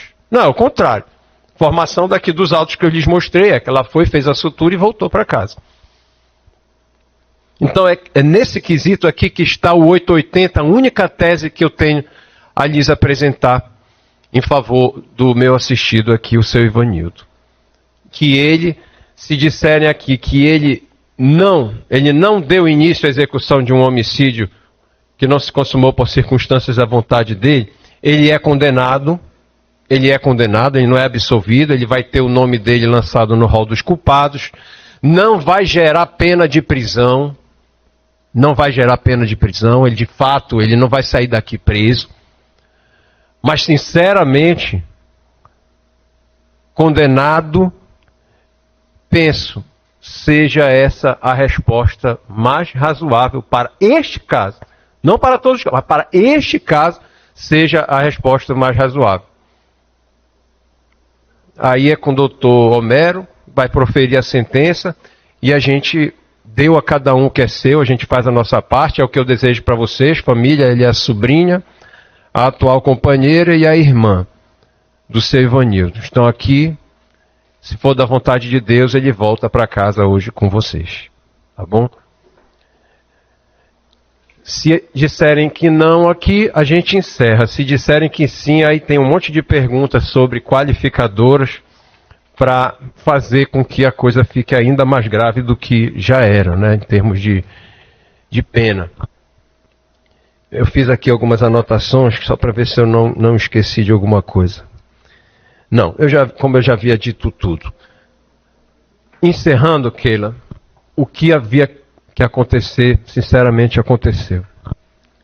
Se havia algo de pedagógico a ser feito, e a minha preocupação foi, Sevanildo, saindo daqui, hoje ou outro dia qualquer, o senhor tem algum propósito de ainda ir atrás da dona Gorete? Como é que tá? Porque às vezes a preocupação é essa, eu já vi situações de réus que sentaram aqui e a gente via que ele ainda estava, sabe, alucinado pela mulher.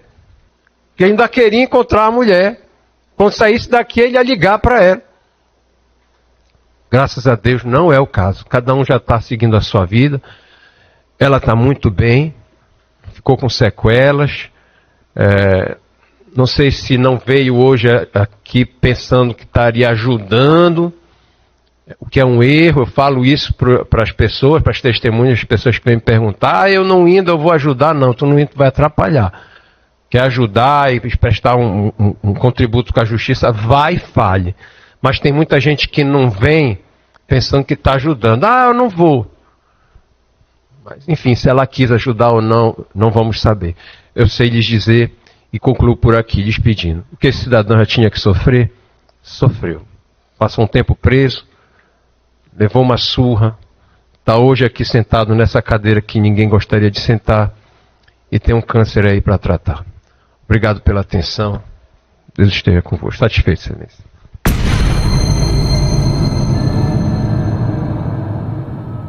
Fazer a leitura da sentença, é ato solene e formal. Eu peço gentilmente, então, que todos permaneçam de pé para acompanhar a leitura.